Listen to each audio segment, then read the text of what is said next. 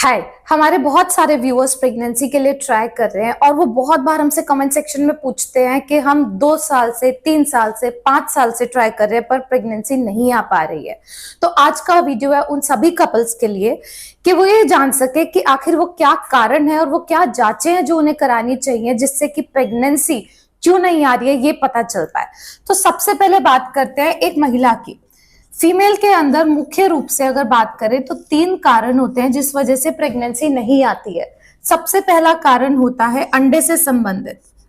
अगर एक महिला की रेगुलर साइकिल है, बराबर नियमित रूप में पीरियड आते हैं, 28 से 30 दिन का हो या 21 से 35 दिन का हो, पर सेम टाइम पे अगर पीरियड आ रहे हैं तो ये 80% गारंटी से कहा जा सकता है कि उनमें अंडा बन रहा होगा। तो regular cycle is equal to egg formation, so यानी हर महीने आपका अंडा बन रहा है। अगर आपकी एज कम है तो ये जो अंडा बनने की प्रक्रिया है ये ज्यादा अच्छे से हो रही होगी, अंडे की क्वालिटी अच्छी होगी। पर जैसे जैसे उम्र 30 से ऊपर और 35 से ऊपर चली जाती है तो रेगुलर साइकिल्स के साथ अंडा बन तो रहा होता है पर उसकी क्वालिटी हो सकता है उम्र की वजह से घटती चली जाए और ये वो एक कारण हो कि प्रेगनेंसी आने में मुश्किल हो।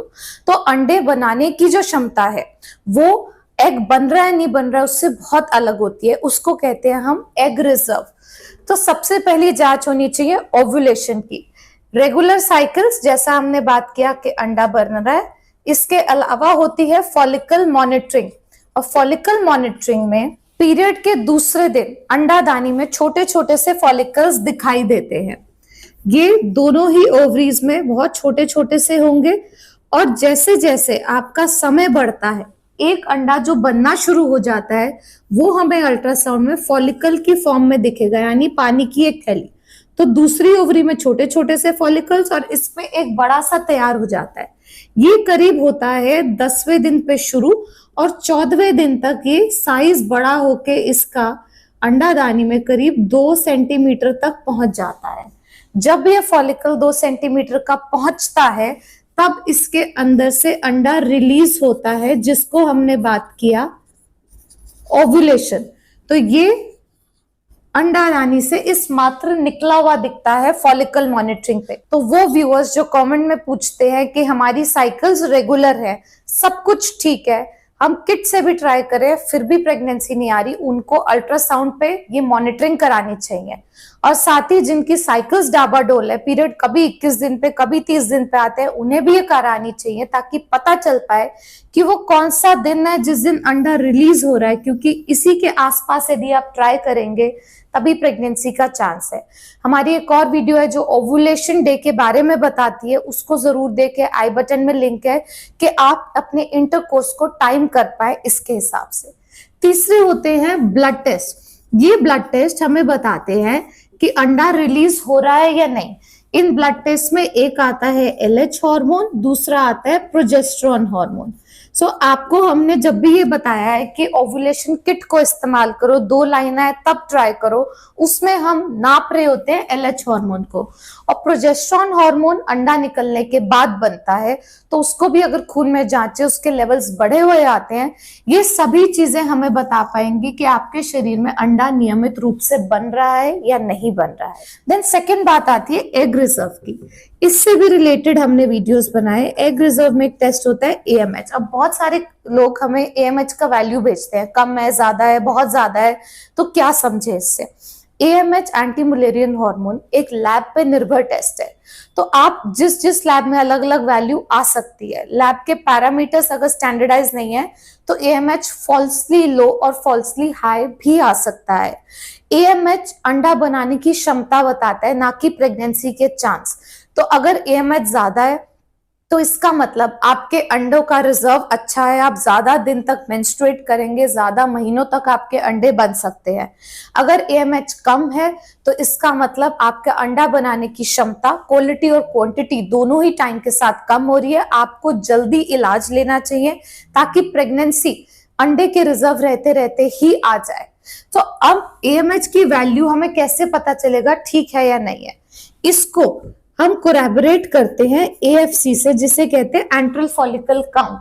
तो ये किया जाता है पीरियड के दूसरे से 4वें दिन के बीच में अंडादानी को अल्ट्रासाउंड पे देख के। तो यही जो फॉलिकल मॉनिटरिंग का पहला अल्ट्रासाउंड पीरियड के दूसरे तीसरे दिन पे हुआ, वो हमें नंबर में बताएगा कि कितने हालांकि फॉलिकल्स दिख पा रहे हैं पीरियड के स्टार्ट में।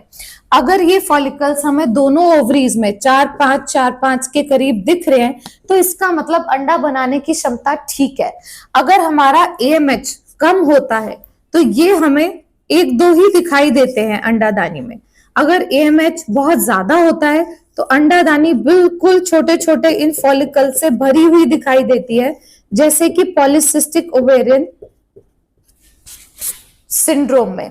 सो AMH और AFC ये दोनों आपस में कोरिलेट करने चाहिए। अगर इसमें से मुझे एक को इंपॉर्टेंस देनी है तो एंट्रल फॉलिकल काउंट ज्यादा अच्छा मार्कर है एग रिजर्व की टेस्टिंग का। तो ये दोनों टेस्ट जो है ये फीमेल के अंडे से संबंधित है।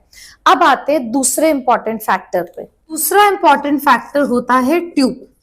अब अंडादानी से आपके मिडल ऑफ द साइकिल में अंडा तो रिलीज हो गया फॉलिकल से, पर उसको पिकअप कौन करता है? उसको पिकअप करती है फेलोपियन ट्यूब्स।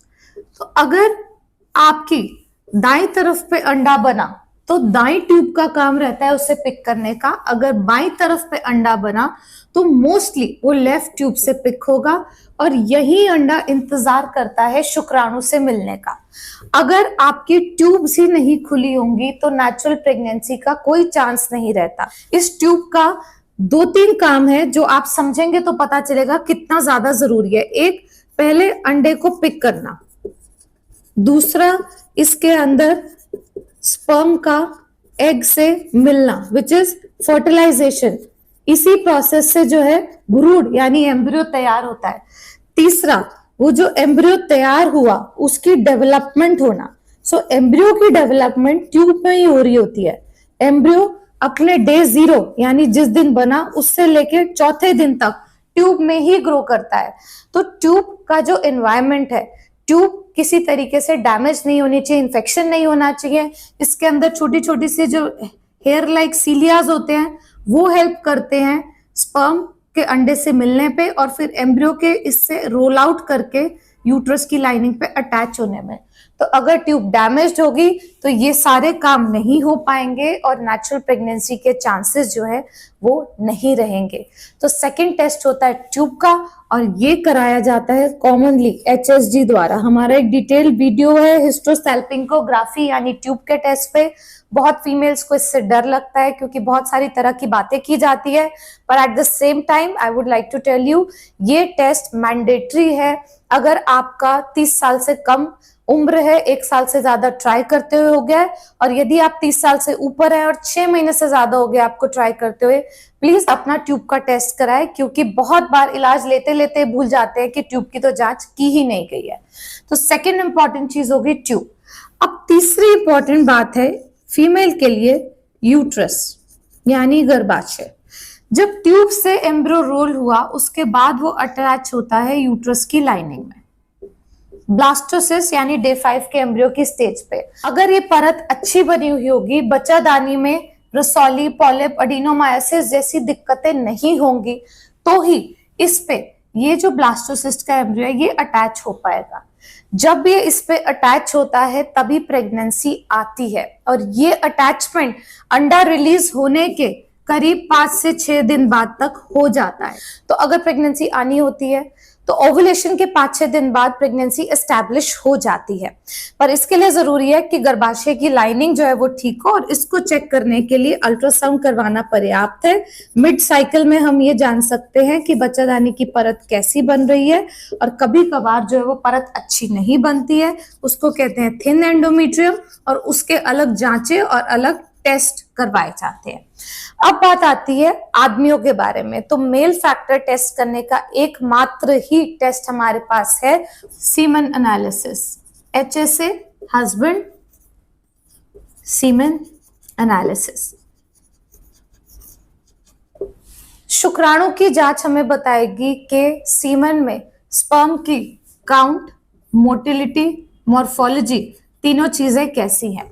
अगर काउंट, मोटिलिटी अच्छा रहता है तो इंटरकोर्स से जो वजाइना में सीमेन डिपॉजिट हुआ है उसके अच्छे मोटिलिटी वाले स्पर्म पूरा रास्ता ट्रैवल करके एग से फ्यूज कर सकते हैं, प्रेगनेंसी कर सकते हैं। अगर काउंट मोटिलिटी में इश्यू रहेगा तो नेचुरल प्रेगनेंसी के चांस बहुत कम हो जाते हैं और आपको ART यानी असिस्टेड रिप्रोडक्टिव टेक्निक्स की जरूरत पड़ती है। तो ये 4 इंपॉर्टेंट टेस्ट हैं, 4 इंपॉर्टेंट फैक्टर्स हैं जो हमें जांच लेने चाहिए अगर आप ट्राई कर रहे हैं और प्रेगनेंसी नहीं आ रही है। अगर इसके बावजूद भी आपके और कोई डाउट्स है प्रेगनेंसी ना आने के कारणों से संबंधित, तो हमें कमेंट सेक्शन में पूछे, we would be happy to help you.